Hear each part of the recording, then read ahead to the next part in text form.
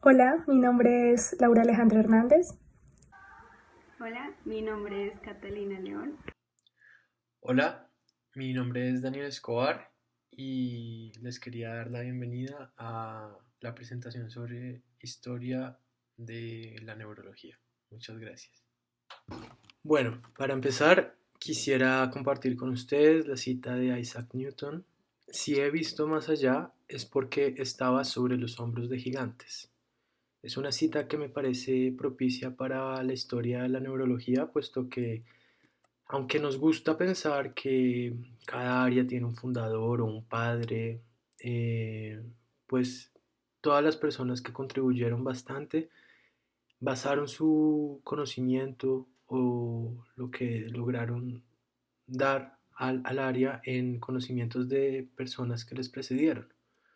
Y bueno, en contraste con esto, aquí tenemos una pintura que se encuentra en el Museo de la Facultad de Medicina de París, en el cual podemos ver eh, al profesor Charcot. Se llama Una lesión clínica en la Salpêtrière, que es un hospital universitario en la misma ciudad. Y resulta interesante porque pues él es considerado el padre de la neurología moderna clínica, y en esta pintura vemos a otros personajes muy importantes para la neurología, como lo son Babinski, conocido por el signo de Babinski, que indica una lesión piramidal; también a Parinot, conocido por su síndrome en el tallo; y a Gilles de la Tourette, que es conocido por un síndrome que afecta el comportamiento.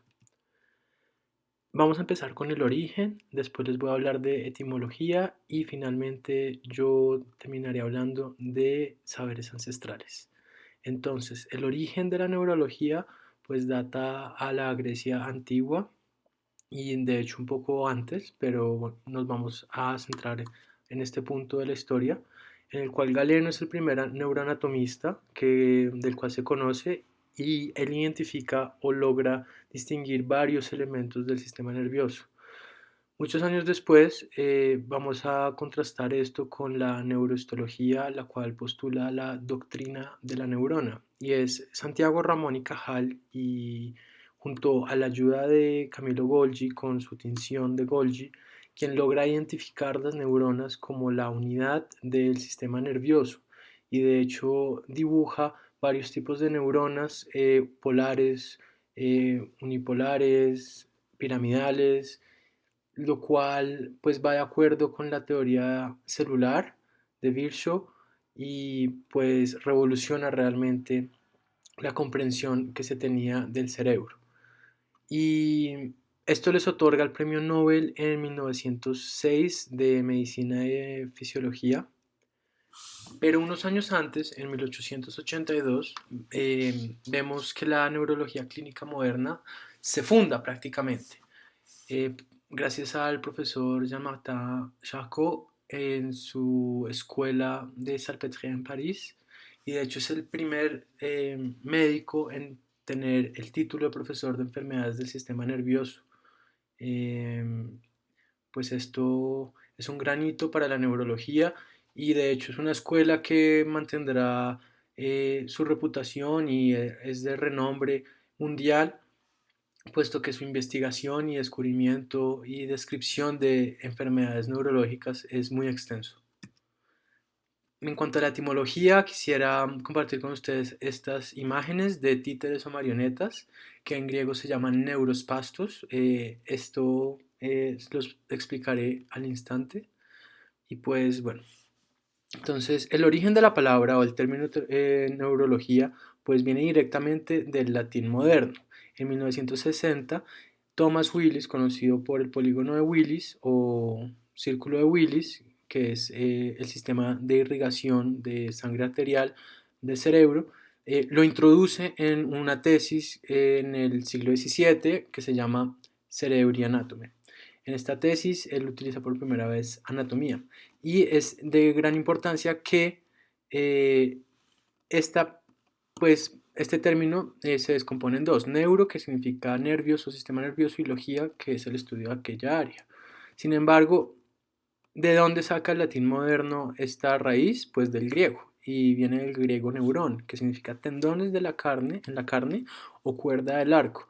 Y aquí lo podemos ver, pues neurospastos significa literalmente estirado por cuerdas. Entonces son, digamos, estructuras filamentosas, alargadas, que pues Ramón y Cajal luego describirá como los axones. Entonces pues siempre ha habido como una continuidad en todo esto.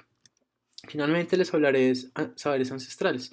Entonces la cultura inca pues comienza desde muy temprana edad en la historia a interesarse en el cerebro, y lo podemos ver a través de la práctica de trepanaciones, el cual es pues unos agujeros que se hacen en el cráneo para liberar presión, y esto pues lo veían como algo terapéutico.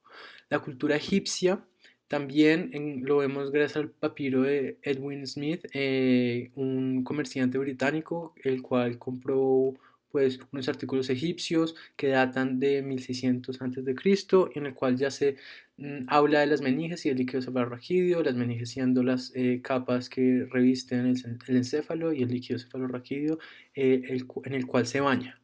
Y Aristóteles también se interesaba bastante. De hecho, él ya atribuía la epilepsia al sistema nervioso central. Hoy en día pues sabemos que es una descarga anómala de electricidad a lo largo o a través del cerebro, y pues Aristóteles ya lo identificaba, lo relacionaba con el cerebro. Finalmente Avicena, ya en el Medio Oriente, pensaba que pues con cirugía se podía de alguna manera tratar ciertas fracturas craneanas. Paralelo a los saberes ancestrales, también nacieron explicaciones basadas en la mitología, en la religión y en creencias que se tenían en esa época en determinados lugares para dar explicación a algunas de las manifestaciones neurológicas y enfermedades neurológicas de las cuales no se sabía, pues no se tenía una explicación en ese momento. Algunos de esos saberes fueron muy acertados, otros hicieron que se cometieran prácticas cuestionables. Bueno, por ejemplo, en Grecia, Pitágoras dijo que la función cerebral era en donde se asentaba la razón, lo cual fue muy acertado. También después Galeno dijo que los lóbulos frontales eran el asiento del alma, pues una observación que después se vio que también tenía sentido, pues en los lóbulos frontales hay mucho de el control del comportamiento. Descartes más adelante situó el alma en la glándula pineal, que también pues se sabe que tiene mucho que ver con el componente emocional y afectivo. Todo esto pues era como para darle una cohesión a esa concepción que se tenía del alma, y poderla como extrapolar a una parte más anatómica, fisiológica, y situarla en una parte del cuerpo. Los asirios y los babilónicos y los hebreos después, al observar la epilepsia, que muchos llamaban el gran mal, y al no saber cómo explicarla, la describieron como una posesión demoníaca, y no se estudiaba desde la medicina, sino desde la demonopatía, pues se creía que la epilepsia era un castigo divino o tenía que ser relacionada con la brujería. Se creía que las personas que tenían crisis epilépticas estaban poseídas o practicaban brujería. Más adelante Aristóteles también dijo que el sueño se asemejaba a un ligero ataque de epilepsia, que pues también fue algo acertado. Y cuando se describieron las migrañas, especialmente las cefaleas en racimo, se decía también que era un castigo divino, pues que demonios o espíritus hacían que a la persona a la que le aquejaban estos dolores, al ser tan intensos, tuviera un deseo de morirse. Entonces decían que pues era algo más espiritual, como de espíritus y eso, y muchas veces se practicó la trepanación tanto para la epilepsia como para las migrañas.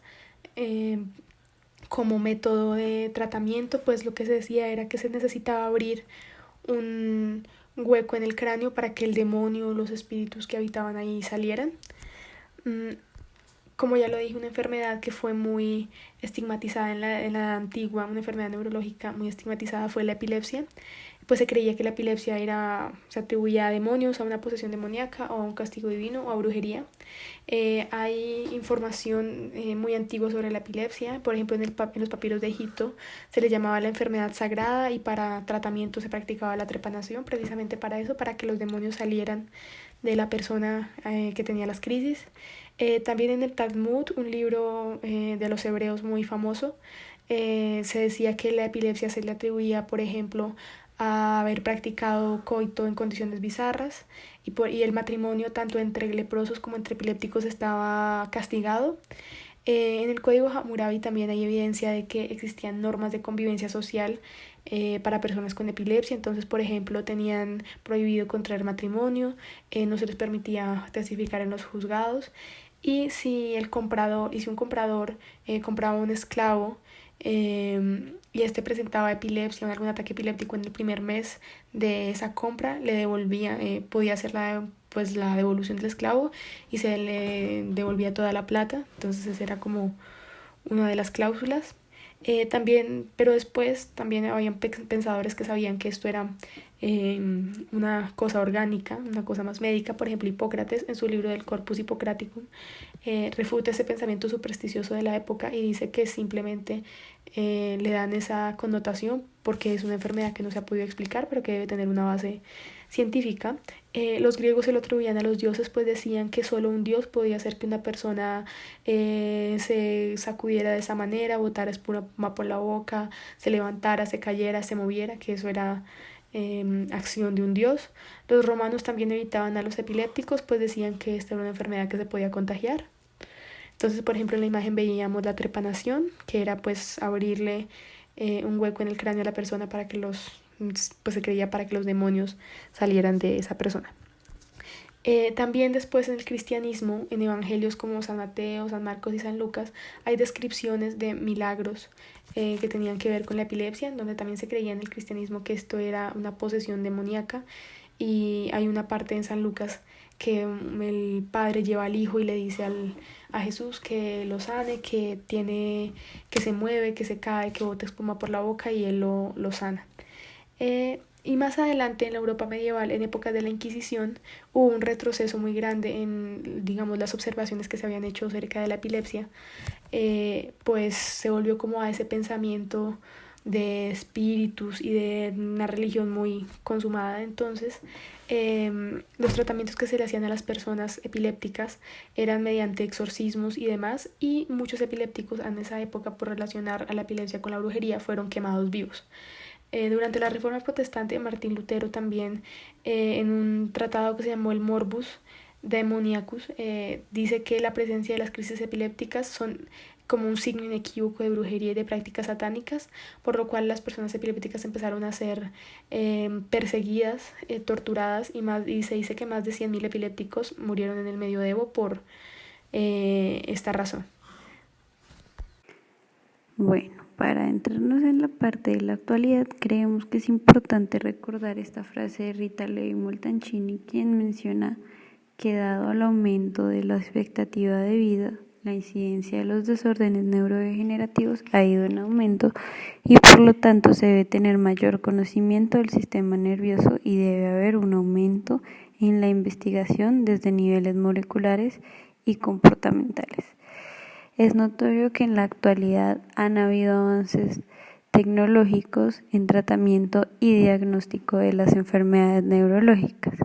Esto desde avances como la primera remoción de un tumor en 1879 por el cirujano William Massillon, hasta el uso de técnicas menos invasivas o la implementación de tecnologías como electrodos para tratar la sordera en 1972 y medir las señales eléctricas del encéfalo. Es evidente, como ya habíamos mencionado, que han habido significativos avances en el campo de la neurología, por lo cual pensaríamos que el diagnóstico y los nuevos tratamientos que se han descubierto han servido para mejorar la calidad de vida de muchas personas. Sin embargo, el acceso a servicios de neurología mundialmente sigue siendo pobre. Por ejemplo, cerca de 1 billón de personas viven en regiones donde no hay servicio de neurología. En el mundo árabe solo hay un neurólogo por cada 300.000 personas. En 23 países del África, la población promedio por neurólogo es de 5 millones. La OMS y la Federación Mundial de Neurología reportaron que los recursos disponibles de servicios de neurología en la mayoría de los países es insuficiente comparado con la necesidad global de cuidado neurológico. Incluso en países de altos recursos, el acceso a estos servicios es limitado. Por ejemplo, en Estados Unidos, pacientes con enfermedad de Parkinson no van o no asisten a un neurólogo los primeros 4 años de diagnóstico.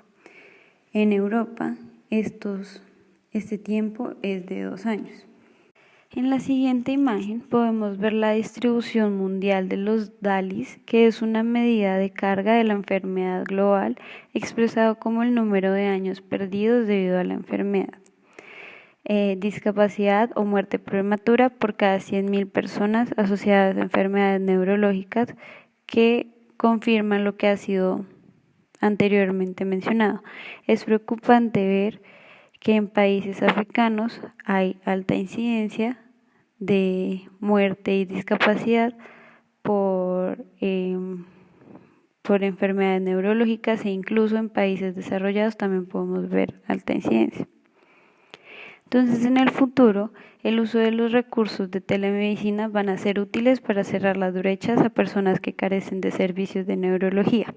En esta se hace uso de la tecnología para brindar atención médica de forma remota. En este caso se llamaría teleneurología, y en la actualidad se están haciendo investigaciones acerca de tratamiento de ACV por esta técnica. También se esperará un mejoramiento de terapias antigénicas para enfermedades como Guillain-Barré, esclerosis múltiple y otras enfermedades neurodegenerativas. Asimismo, la inclusión de este tipo de terapias en tratamientos oncológicos. Por último, seguirá el uso de alta tecnología para el entendimiento del sistema nervioso y como nuevas técnicas de diagnóstico e imágenes en neurología. Gracias.